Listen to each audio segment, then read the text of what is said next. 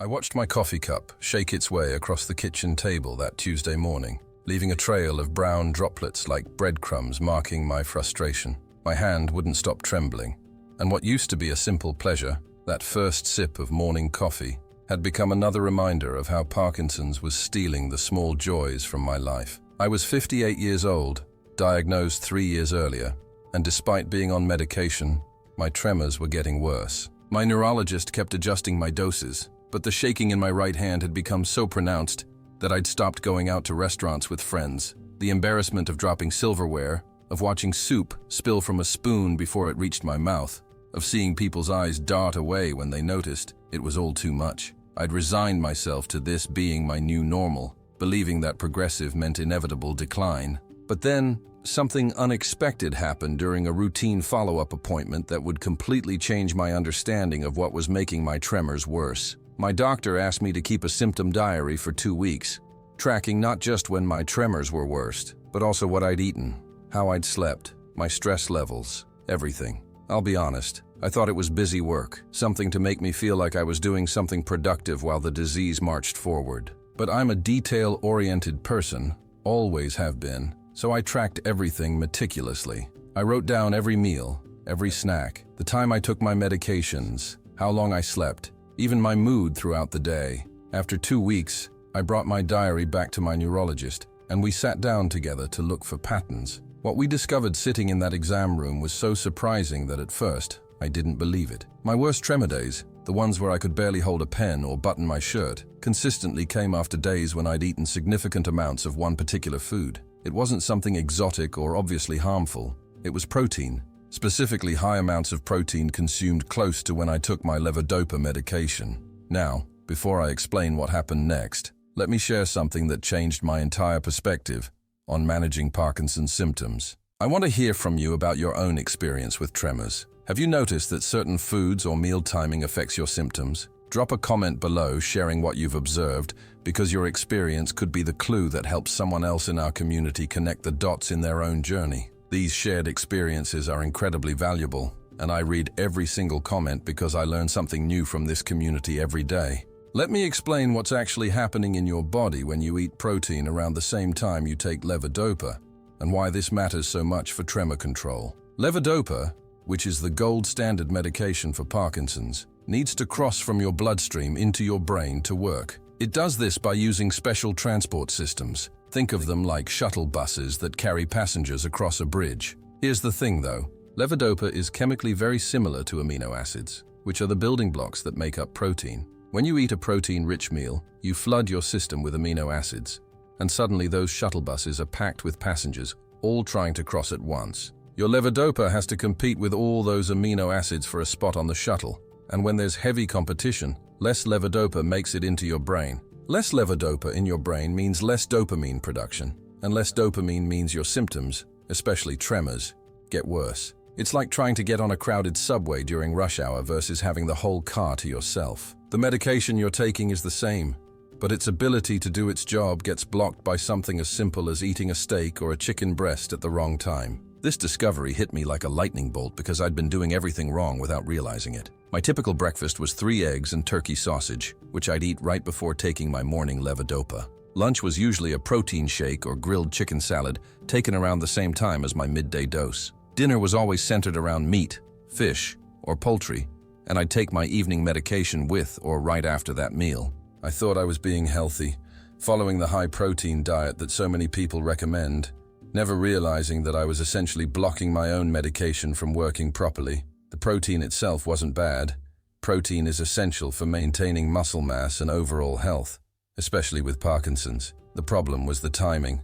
I was inadvertently creating a traffic jam in my system right when my medication needed a clear path to my brain. When my neurologist explained this protein-medication interaction to me, she told me about research that had been done back in the 1980s and 90s that clearly showed this effect. Studies found that people with Parkinson's who separated their protein intake from their medication timing had significantly better symptom control. Some studies showed improvements of up to 50 to 70% in motor function just from adjusting meal timing, no new medications, no increased doses, just strategic eating. The problem is that this information somehow didn't make it into mainstream awareness. Many people with Parkinson's, and even some doctors who don't specialize in movement disorders, don't know about this interaction. I certainly didn't, and I'd been living with Parkinson's for 3 years, reading everything I could find, attending support groups, doing all the right things, or so I thought. We developed a plan right there in her office, and I'm going to share exactly what I did,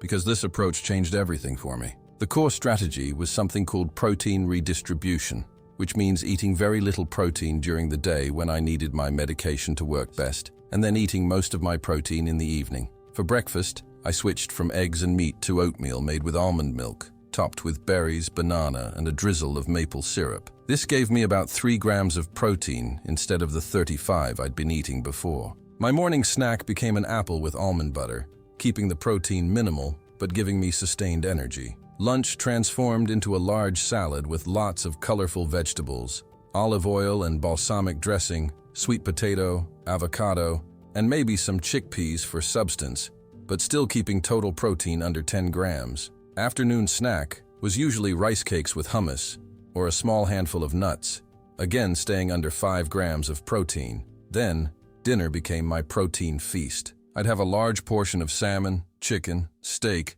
whatever I wanted, along with vegetables and starches. By this time, my last medication dose of the day had been absorbed, so the protein wouldn't interfere. I was still getting plenty of protein overall, about 70 to 80 grams per day, which is what my body needed. I just shifted when I was eating it. The first few days of this new eating pattern were challenging. I'm not going to lie to you. I felt hungry mid-morning because my body was used to that heavy protein breakfast. I missed having my protein shake after my lunchtime walk. My mind kept telling me that I needed protein for energy, even though that's not actually how energy works in the body. But I stuck with it because the science made sense, and I was desperate for something, anything, that would help. By day 4, something remarkable happened. I was sitting at my desk trying to write a grocery list, something that had become nearly impossible because of my tremor, and I realized my handwriting was legible. Not perfect, but readable. My hand was still shaking slightly, but the violent tremor that had made writing look like seismograph readings had diminished noticeably.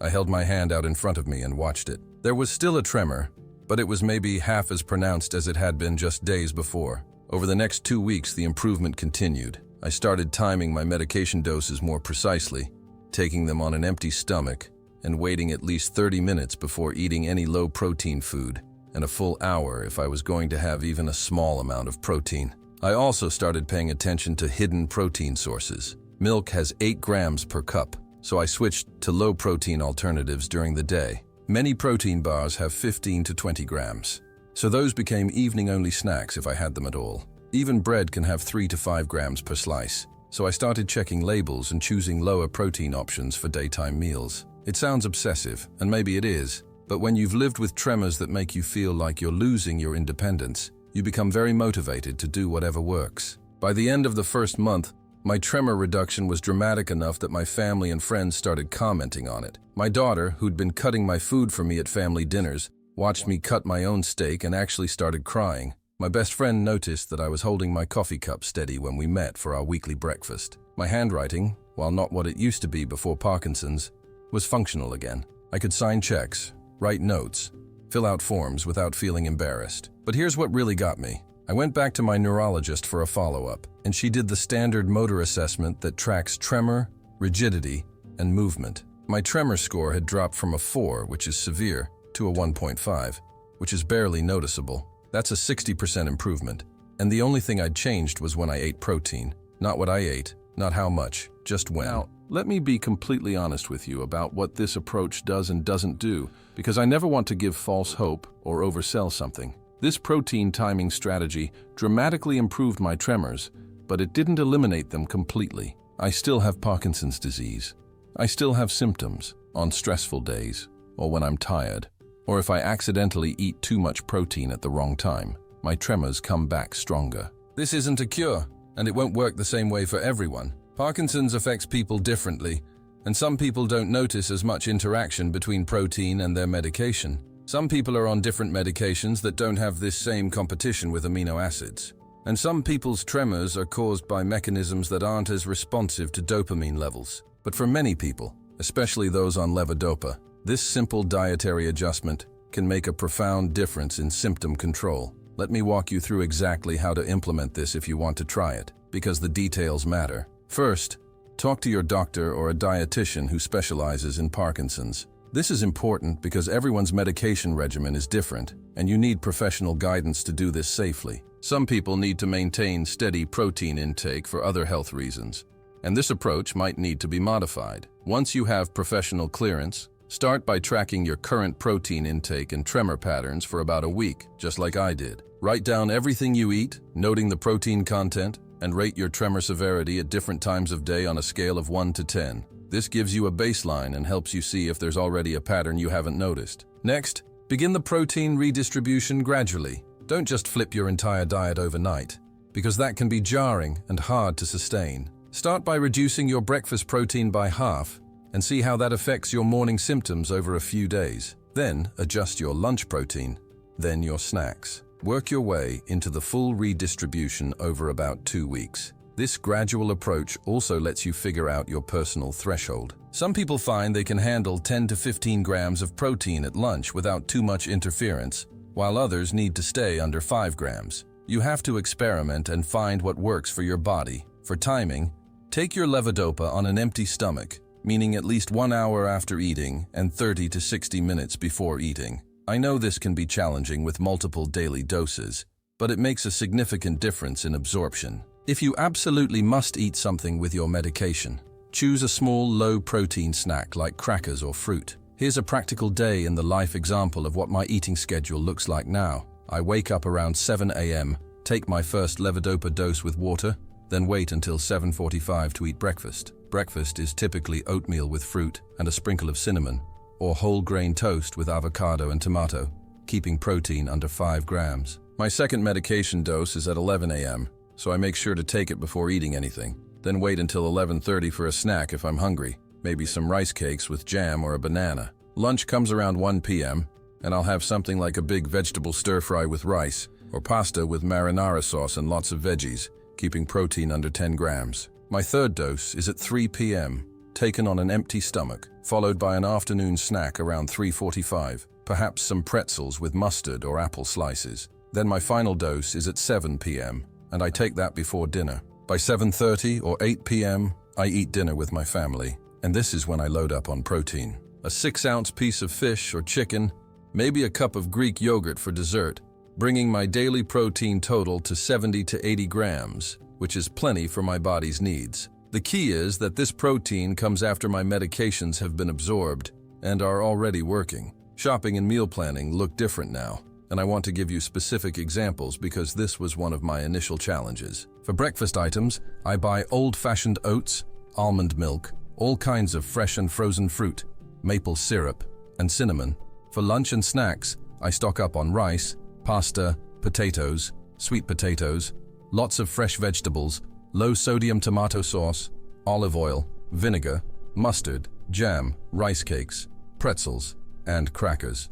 For dinner, I buy whatever proteins my family enjoys: salmon, chicken breast, lean beef, tofu, along with more vegetables and whole grains. I also learned to read nutrition labels obsessively during the day. You'd be surprised how much protein hides in foods you don't expect. Some vegetable burgers have 20 grams of protein. Certain breads have 6 grams per slice. Even some vegetable soups have 10 grams per serving. During the day, I choose the lowest protein versions of everything, saving the higher protein options for dinner. The cost of eating this way is actually pretty reasonable because you're not buying expensive specialty foods, just rearranging regular groceries. If anything, I spend less now because I'm not buying protein shakes, protein bars, and other expensive high-protein convenience foods for daytime eating. The most expensive part might be increasing your vegetable and fruit intake if you weren't eating much produce before, but even that can be managed by buying frozen vegetables and fruits, which are just as nutritious as fresh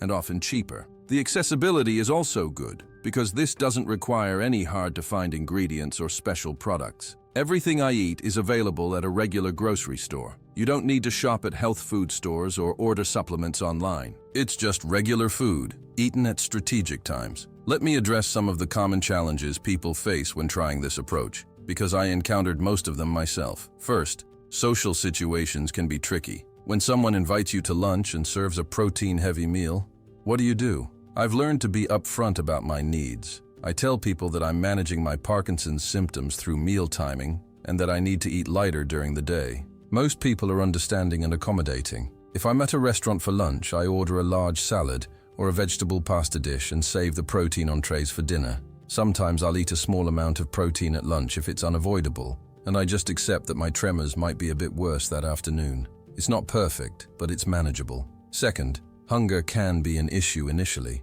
You might feel less satisfied without that protein at breakfast and lunch. This usually improves after the first week as your body adjusts. But in the meantime, eat more carbohydrates and healthy fats to stay full, a larger portion of oatmeal, an extra serving of rice at lunch, more nuts in the evening.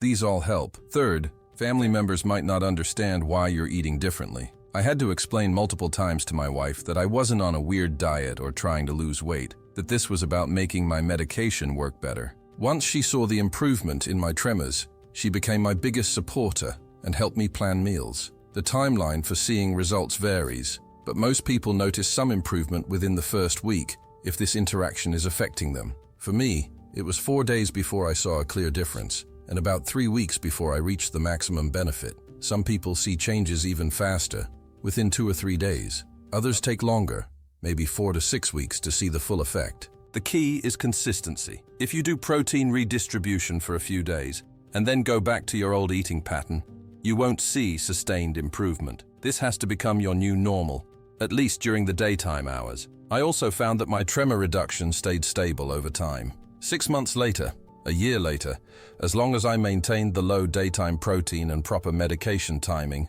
my tremors stayed at that improved level. This wasn't a temporary fix or a placebo effect that wore off. It was a real, sustained improvement based on the science of how levodopa is absorbed and utilized in the body. I've connected with other people through Parkinson's support groups who have tried this approach, and the results have been mixed, but often encouraging. One man I met, Tom, had been struggling with severe tremors that affected his ability to work. He was a carpenter, and the tremors made it dangerous for him to use power tools. After implementing protein redistribution, his tremors improved enough that he could return to work part-time. He told me it gave him back his sense of purpose and independence. Another woman, Patricia, found that the dietary change helped her freezing episodes and rigidity as much as her tremors. She could walk more smoothly, get in and out of chairs more easily, and felt more confident moving around her home.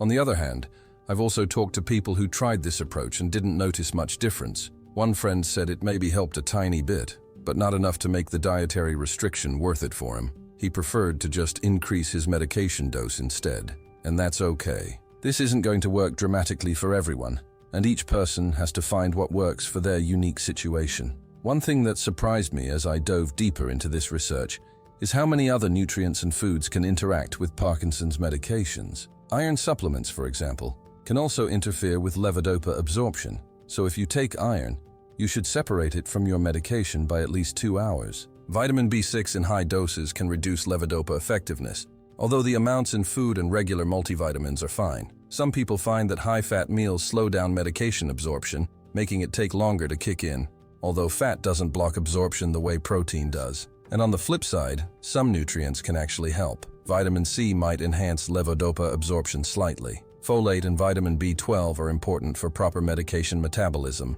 The more I learned, the more I realized that managing Parkinson's effectively requires looking at the whole picture of how food, medications, and your body interact, not just taking your pills and hoping for the best. I also want to touch on the emotional side of this discovery, because it wasn't just about physical symptoms. Living with Parkinson's is emotionally exhausting. You feel like you're losing control of your own body, like you're becoming a burden to the people you love, like your future is nothing but decline and disability. When I found something I could actually control, something that made a real difference, it changed my whole outlook. Yes, the tremor reduction was incredible and life-changing, but equally important was the sense of empowerment, the feeling that I wasn't completely helpless against this disease. I had agency. I could make choices that affected my symptoms. This psychological shift was profound and helped me battle the depression and anxiety that so often accompany Parkinson's. I stopped feeling like a passive victim and started feeling like an active participant in my own care. Now, Let me walk you through some specific meal ideas, because I know it's one thing to understand the concept and another thing to figure out what to actually put on your plate. For breakfast, beyond the oatmeal I mentioned, I also enjoy whole grain toast with mashed banana and a sprinkle of cinnamon, buckwheat pancakes with fruit and syrup, cream of wheat made with almond milk, or a smoothie made with frozen fruit, spinach, almond milk, and a tablespoon of ground flaxseed. All of these keep protein under 5 grams, but give you plenty of energy and nutrition. For lunch, some of my go-to meals include vegetable fried rice with lots of colorful peppers, carrots and peas, pasta primavera with olive oil and garlic, a huge salad with mixed greens, vegetables, avocado, and a vinaigrette dressing, vegetable soup with crackers, or a baked sweet potato topped with sautéed vegetables, and a drizzle of tahini. These meals are satisfying and delicious, while keeping protein low enough not to interfere with medication. For snacks throughout the day, I rotate through fresh fruit like apples, oranges, berries, or melon, vegetables with hummus, popcorn with a bit of salt, rice cakes with jam, or a thin spread of almond butter, pretzels with mustard, or baked tortilla chips with salsa. None of these are completely protein-free, but they all keep you well under the threshold where medication interference becomes a problem. Then for dinner, I eat normally, enjoying whatever protein my family is having, along with vegetables and starches. Last night we had grilled salmon with roasted Brussels sprouts and quinoa. The night before was chicken stir-fry with broccoli over rice. Tomorrow I'm planning to make a lentil curry with vegetables. I'm getting plenty of protein and nutrients overall, just concentrated in the evening when it won't affect my medication absorption. One question I get asked a lot is whether this approach affects muscle mass or strength, since protein is important for maintaining muscle. The answer, based on both research and my personal experience, is no. It doesn't cause muscle loss as long as you're getting adequate total daily protein, just redistributed throughout the day differently. I actually do better with exercise now because my tremors are more controlled and I can move more confidently. I do resistance training 3 times a week, which helps maintain muscle mass and bone density, both important for people with Parkinson's. My physical therapist was initially concerned about the low daytime protein, but after seeing that my total daily intake was still adequate and that my functional ability had improved, she became a supporter of this approach. The key is making sure your total daily protein is still meeting your body's needs, which for most adults is about 0.8 grams per kilogram of body weight, or roughly 60 to 80 grams per day depending on your size. Another practical consideration is eating out at restaurants, which I mentioned briefly but want to expand on because it was initially intimidating for me. Most restaurants are happy to accommodate dietary needs if you ask. For breakfast or brunch, I order oatmeal, fruit plates, pancakes, or toast with avocado. For lunch, I look for pasta dishes, rice bowls, salads, or vegetable-based entrees. I ask for protein to be left off or served on the side. I've never had a restaurant refuse or make a big deal about it. If I'm at a fast food place, I'll get a vegetable sandwich, a salad, or even just French fries and a side salad. It's not gourmet, but it works. The biggest challenge is business dinners or lunch meetings, where I can't control the menu. In those situations, I do my best. Eat smaller portions of protein if that's all that's available, and accept that I might have slightly worse symptoms that afternoon. One imperfect meal isn't going to ruin everything, and sometimes you have to be flexible. I also want to mention that this protein redistribution approach works best when combined with other good Parkinson's management strategies. I'm religious about taking my medications on time, not even 15 minutes late if I can help it. I exercise regularly, doing both cardio and strength training, which research shows can slow Parkinson's progression. I prioritize sleep, aiming for 8 hours a night, because poor sleep makes every symptom worse. I practice stress management through meditation and deep breathing, since stress exacerbates tremors dramatically. I stay socially connected, attending support groups and maintaining friendships, because isolation is terrible for both physical and mental health with this disease. The protein timing is a powerful tool, but it's just one piece of a comprehensive management plan. Think of it like building a house. You need a strong foundation, solid walls, a good roof, and proper insulation. No single element is enough on its own. The protein redistribution is maybe the foundation that everything else is built on, but you still need all the other pieces. The scientific research behind this approach is solid and has been around for decades, which makes it frustrating that it's not more widely known. A study published in the New England Journal of Medicine back in the 1980s showed significant motor improvement in people who followed a low-protein diet during the day, with protein redistributed to the evening. Multiple subsequent studies have confirmed these findings. A review of the research published in the journal Movement Disorders concluded that protein redistribution should be considered for any person with Parkinson's who is experiencing motor fluctuations or suboptimal response to levodopa. Yet somehow, this information hasn't filtered down to many patients, or even all neurologists. Part of the problem is that dietary interventions aren't as exciting or profitable as new medications or devices. There's no pharmaceutical company marketing protein redistribution because there's nothing to sell.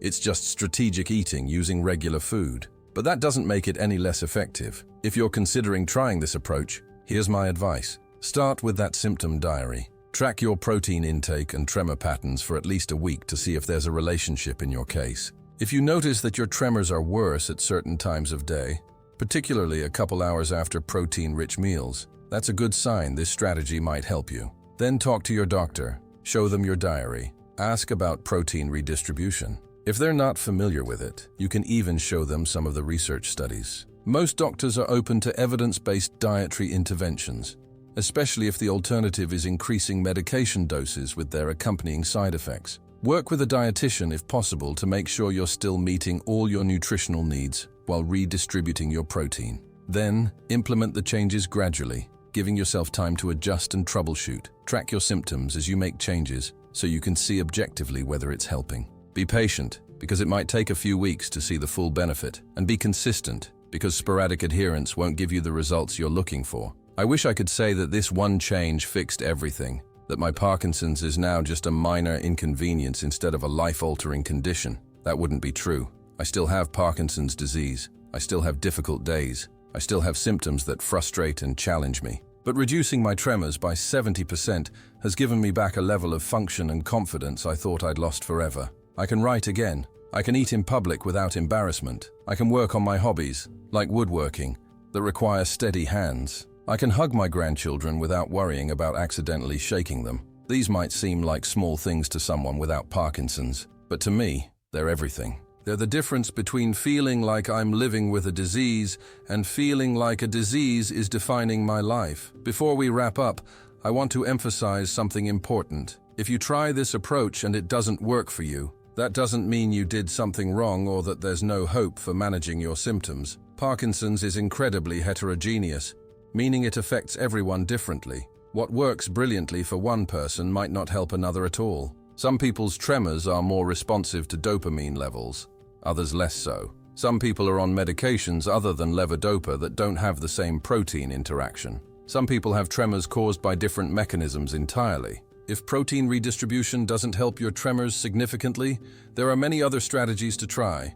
Different medications, different dosing schedules, targeted physical therapy, occupational therapy adaptations, surgical options like deep brain stimulation for severe cases, and emerging treatments that are being researched all the time. Don't give up if one approach doesn't work. Keep trying, keep learning, keep advocating for yourself. I also want to acknowledge that making dietary changes is genuinely hard, especially when you're already dealing with the exhaustion and cognitive challenges that can come with Parkinson's. If the idea of tracking protein and timing meals feels overwhelming, start even smaller. Maybe just try having a lower protein breakfast for a week and see if that helps your morning symptoms. You don't have to implement the whole protocol perfectly right away. Any move in the direction of separating protein and medication is likely better than doing nothing. Progress over perfection. Small changes can still make a meaningful difference. And if you have family members or caregivers helping you, involve them in the process.